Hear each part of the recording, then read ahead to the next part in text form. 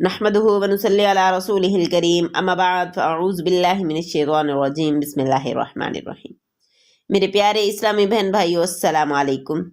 پیارے بہن بھائیو، جوں وقت اور زمانہ بدل رہا ہے ویسے ہی بچوں کی تربیت کے نئے رنگ ڈھنگ، نئے تقاضے بھی آنے لگے ہیں۔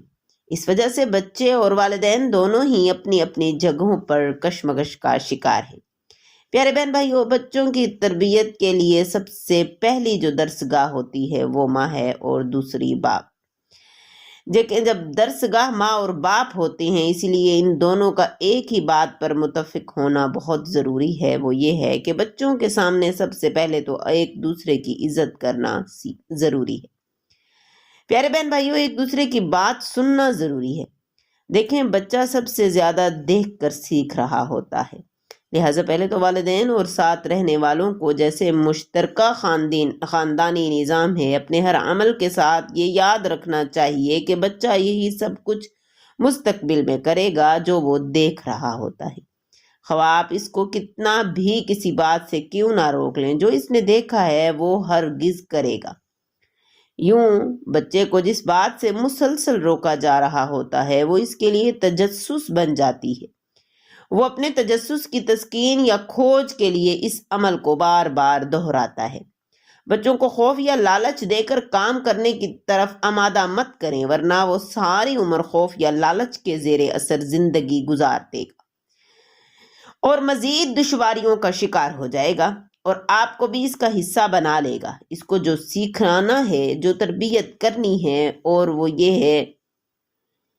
یہ ہے کہ اسے جو کچھ کرنا ہے بحیثیت انسان کرنا ہے، اور انسان بھلائی کا کام کرتا ہے۔ اس پر اپنے کسی قسم کے نظریات مسلط نہ کرو۔ اس کا زمانہ دوسرا ہے اور آپ کا جو زمانہ تھا وہ دوسرا تھا۔ حقیقت یہ ہے کہ ہر زمانہ اپنی تہذیب ساتھ لاتا ہے اور ہمیں اس کے مطابق تعلیم بھی دینی ہے اور تربیت بھی۔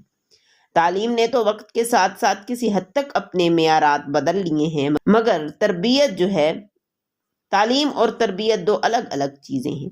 بچے کو اسکول اور ٹیوشن بھیج کر ہم اس کے تربیتی تقاضے پورے نہیں کر رہے بلکہ علمی تقاضے پورے کر رہے ہوتے ہیں۔ علمی تقاضوں کی پہلی سیڑھی والدین، خاندان، دوست احباب، بچوں کے دوست، ان کے خاندان کے رویے اور اعمال ہیں۔ جو بچہ پڑھنے کے ساتھ ساتھ کھیل کود، ملنے ملانے اور کھانے پینے کے دوران سیکھ رہا ہوتا ہے، جب بچہ بڑا ہو رہا ہوتا ہے تو ہم اسے ڈراتے ہیں، سو جاؤ، بلی آ جائے گی یا جن آ جائے گا، یا اس کو کسی بھی چیز کی لالچ دیتے ہیں، اور یوں اس کے ذہن میں کچھ کرنے کے لیے ڈرنا یا لالچ جگہ بنا لیتا ہے۔ اس طرح بچے نفسیاتی الجھنوں کا شکار ہو جاتے ہیں۔ اس کا اعتماد اس کی اپنی ذات پہ بحال کرنا تربیت کا سب سے اہم نقطہ ہوتا ہے۔ ذات پہ اعتبار تب آتا ہے جب وہ اپنے کام آپ کرنے کے قابل ہو جاتا ہے۔ جو وہ بڑا ہونے لگتا ہے، اسے وہ کام جو وہ کر سکتا ہے وہ کروائیں تاکہ وہ خود مختار ہو، اور یوں اس کا اپنا صلاحیتوں پر اعتماد بھی بڑھ سکے، اور جتنا جلد خود مختار ہوگا وہ جتنا جلدی خود مختار اور پر اعتماد ہوگا، اتنا ہی جلد اور بہترین عملی زندگی میں شامل ہونے کے قابل ہو جائے گا۔ لیکن ہم اپنے بچوں سے ان کا اپنا کام کروانا بھی شاید چائلڈ لیبر سمجھتے ہیں اور کوشش کرتے ہیں کہ خود اس کے سب کام کر کے دے دیں۔ اس طرح وہ عمر بھر یہی توقع کرتا رہتا ہے کہ اس کے کام دوسرے کر کے دیں۔ کچھ والدین تو انہیں اپنی ذات کے گرد اتنا زیادہ محو کر لیتے ہیں کہ اس کا اعتماد عمر بھر انسانوں سے اٹھ جاتا ہے۔ بچہ جب بڑا ہو رہا ہوتا ہے تو گھر میں چیزوں کو بکھیرنا، غلطیاں کرنا ایک عام سی بات ہے، مگر ہم اسے مار کر یا ڈانٹ کر منع کر دیتے ہیں۔ وہ خوف سے سہم تو جاتا ہے مگر غلطی کرنا نہیں چھوڑتا۔ موقع ملتے ہی وہ غلطیاں کرنے لگتا ہے۔ اس کے گھر جا کر یا اسکول جا کر تب ہمیں ندامت کا سامنا کرنا پڑتا ہے، اور نتیجتاً ہم اسے یہ مزید سختی کرتے ہیں، لیکن یہ نہیں سوچتے کہ وہ گھر میں غلطیاں نہیں کرے گا تو باہر کرے گا، کیونکہ اس نے عملی زندگی کو غلطیوں سے ہی تو سیکھنا ہے۔ اس کو گھر میں غلطی کرنے دیں، اور اس کا نتیجہ جب سامنے آتا ہے، اول تو وہ اس سے سیکھ جاتا ہے کہ اب اسے یہ کام نہیں کرنا ہے۔ تب اگر آپ اس کو سمجھا دیں کہ دیکھا ایسا کرنے سے تو یہ ہوگا، وہ خود محتاط بھی ہو جائے گا۔ دیکھیں بچے کو اجنبی جگہوں پر لے کر جائیں، اجنبی لوگوں سے ملاقات کروائیں تاکہ اسے جگہ بدلنے اور نئے لوگوں سے مانوس ہونا اور انہیں قبول کرنا آ جائے۔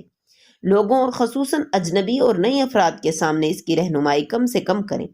ہم یہی سب سے زیادہ کرتے ہیں تاکہ لوگوں کو بتا سکیں کہ ہمارے بچے ہمارے کتنے کنٹرول میں ہیں، مگر مستقبل قریب اس کا پردہ فاش کر دیتا ہے۔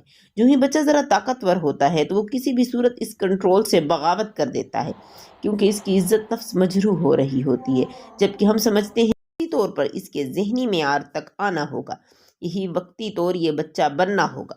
بچے میں قوت برداشت پیدا کریں۔ جب ہم بات کر رہے ہوں اور اچانک بچہ آ جائے تو ہم اپنی بات چھوڑ کر اس کی بات ضرور سنیں۔ ہمیں چاہیے کہ ہم اسے کہیں کہ پہلے ہم بات مکمل کر لیں تو آپ کریں۔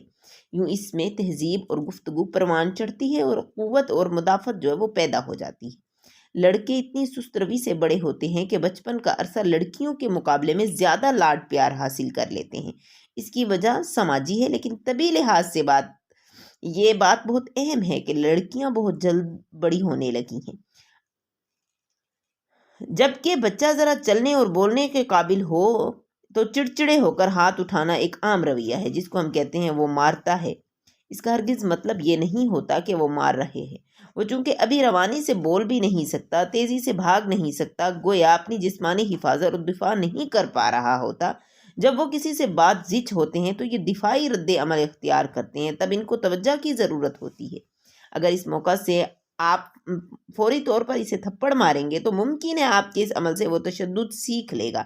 جب اس کی مرضی کے خلاف کوئی بات ہو تو وہ بھی مارنا شروع کر دے گا، کیونکہ آپ نے اپنی مرضی کے خلاف کا رد عمل تشدد دکھایا ہے۔ اس لیے ان نازک مراحل سے بہت نزاکت سے آپ کو گزرنا پڑے گا۔